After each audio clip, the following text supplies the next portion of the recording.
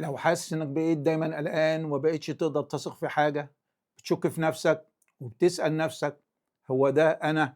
المشكلة مش فيك، المشكلة إنك دخلت في نظام نجاة مستمر. تعرضك للإساءة من النرجسي الخفي بيعيد تشكيلك ببطء لحد ما تفتكر إن النسخة المتألمة هي حياتك. وعشان كده ضحايا النرجسيين دايما بيتشابهوا بعد النجاة. عمرها ما تكون صدفة، لكن لأنهم مروا بدورة الإساءة كاملة. وعشان تبدأ تنجو بجد لازم ترجع تسأل سؤال: أنت كنت مين قبل الإساءة؟ أهلا بيكم.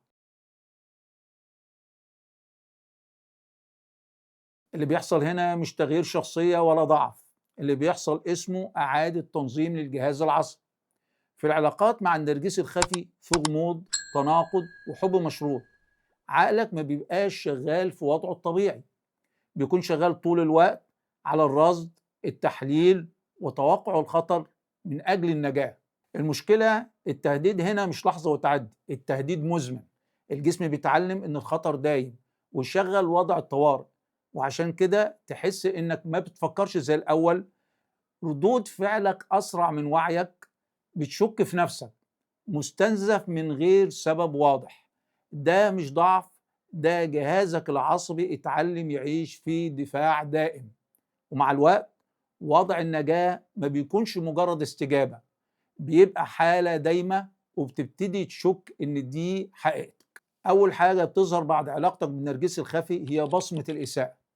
في أول مراحل التعافي ضحايا النرجسي الخفي بيكونوا مقتنعين اقتناع كامل إن المشكلة فيهم هم. يبدأوا يقولوا كلام زي مثلا: أنا كان لازم أصبر، يمكن لو حاولت أكتر. وده مش ضعف، ده نتيجة مباشرة للبيئة اللي عاشوا فيها. العلاقة مع النرجسي الخفي بتزرع فكرة واحدة خطيرة جدا: إن الطرف التاني كامل، وإن أي وجع، أي توتر، أي خلل سببه أنت. وده مش إحساس عابر، ده برمجة كاملة. وعشان كده لما الشخص يطلب مساعدة حقيقية غالبا بيتفاجأ بسؤال بسيط وصادم: أنت عارف إنك كنت في علاقة مسيئة؟ السؤال ده بيعمل انقسام فوري، جزء بيرتاح وجزء بيتصدم. الإجابة واضحة، لأن النرجسي الخفي بيسيب بصمة نفسية واضحة، يكفي تشوف الأثر، والأثر دايما بيكون واضح. تاني حاجة بتظهر لما تبدأ تعيش دايما على وضع النجاة في العلاقة النرجسية، خصوصا الخفية.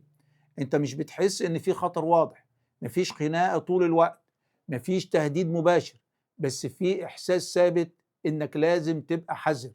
تحس إنك بتختار كلامك بعناية زيادة عن اللزوم، بتحسب ردود أفعالك، بتفكر 1000 مرة قبل ما تتكلم أو تطلب أو تزعل. مش لأنك ضعيف، لكن لأنك اتعلمت إن أي حركة ممكن تقلب الغلط عليك.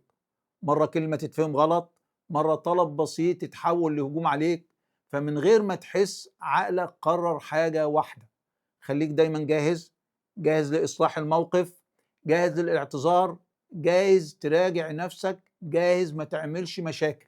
وتبتدي تعيش كأنك في امتحان مستمر. مع الوقت التوتر ده يبقى هو الطبيعي، الهدوء يبقى غريب، والراحة تبقى مقلقة. لو الدنيا هادية تحس إن في حاجة غلط، تستنى المشكلة الجاية، تحس إنك مستنزف من غير سبب واضح، وتسأل نفسك: أنا ليه بقيت كده؟ الحقيقة البسيطة: أنت اتعودت تعيش مع النرجسي الخفي على وضع النجاة، مش لأنك بتحب كده، لكن لأنك اتعلمت إن الهدوء مش أمن، أكيد هيحصل بعده مشكلة. وتكرار الأذى من النرجسي الخفي بيخليك بعد شوية تنسى إنك كنت غير كده، وتفتكر إن القلق جزء منك. بس لأ، ده مش أنت. أول خطوة حقيقية عشان تستعيد نفسك بعد النرجسي الخفي مش إنك تتماسك ولا تستحمل أكتر. أول خطوة إنك تعترف إنك كنت عايش في حالة قلق مستمر، وإن اللي حصل لك كان أكبر من طاقة أي حد. لما تفهم ده تبدأ تبطل تعاقب نفسك على تصرفات كانت في وقتها محاولة للنجاة من الأذى النرجسي.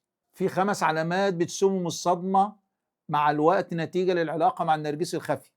الجسم والعقل بيبدأوا يتكيفوا، والتكيف ده بيسيب 5 بصمات واضحة جدا عند أغلب ضحايا الصدمة النرجسية، خصوصا من النرجسي الخفي. أول حاجة التخلي عن الذات، احتياجاتك دايما في آخر الصف، تتأقلم، تستحمل، تعدي، تنسى تسأل أنا محتاج إيه. تاني حاجة إحساسك بالعار، إحساس داخلي ثابت إنك مش كفاية مهما عملت، مهما حاولت. تالت حاجة الصوت الداخلي القاسي والشك حتى في أبسط قراراتك. ورابع حاجة ما بقتش تعرف تتعامل مع الناس، صعوبة في الثقة، حذر زيادة في الكلام، إحساس إنك لازم تكون واخد بالك طول الوقت. وخامس حاجة وهي نتيجة طبيعية ولازم هتحصل، إن في مشاعر هترجع تظهر فجأة، غضب، خوف، حزن، كأنك رجعت للحظة الصدمة نفسها. دي استجابة جهازك العصبي للحظات التهديد، بيشتغل بكفاءة عالية بس في اتجاه واحد، إنه يحميك ويكون دايما في وضع النجاة.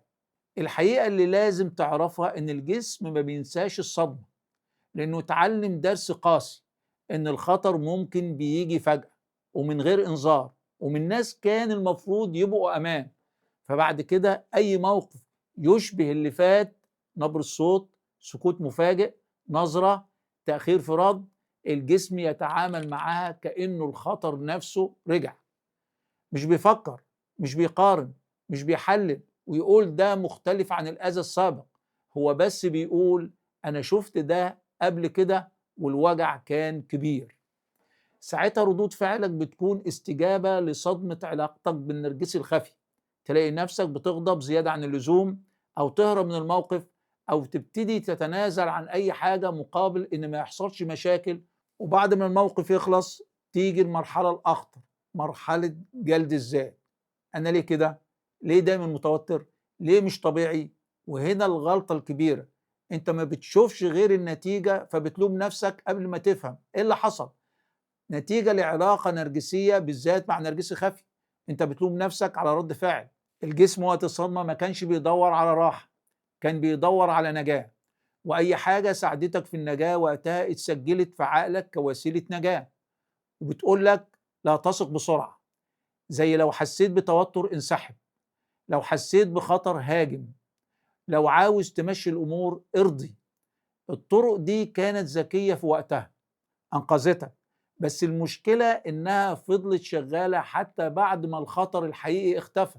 فأنت مش عايش المشكلة، أنت عايش بتستعد للمشكلة اللي جاية، حاسس إن دايما إن في حاجة غلط حتى لو الدنيا هادية، حاسس إن في امتحان حتى لو مفيش حد بيقيمك، حاسس إنك لازم تكون جاهز دايما، وده بيستنزفك.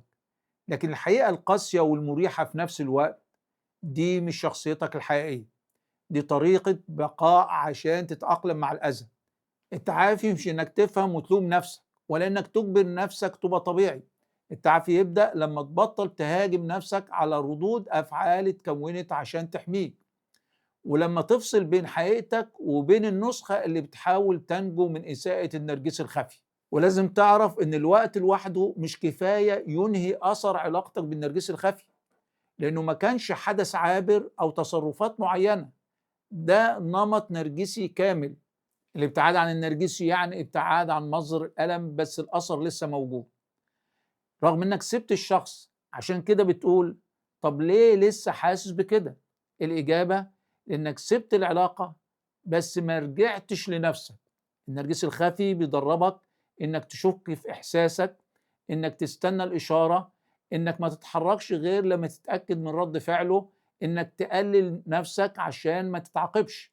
الرجوع لنفسك والتعافي مش خط مستقيم، ومش بيحصل فجأة. في أيام تحس إنك تمام، وفي أيام تحس إنك رجعت لنقطة الصفر، وده مش فشل، ده إعادة ضبط.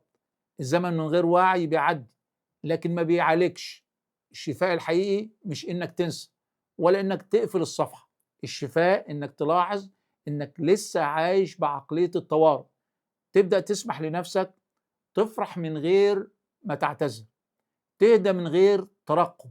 التعافي مش تغيير هوية ولا بس محاولة تبقى شخص أحسن، التعافي إنك تعيش حياتك بدل ما تفكر إزاي تنجو منها. أساليب النجاة كانت ضرورية وقتها عشان تحمي نفسك من تلاعب النرجسي الخفي، لكن استمرارها بيستهلكك. لما تبدأ تتخلص منها أنت بترجع تشتغل بنظامك الطبيعي، الأصل ما اختفاش، كان محجوب عنك بس.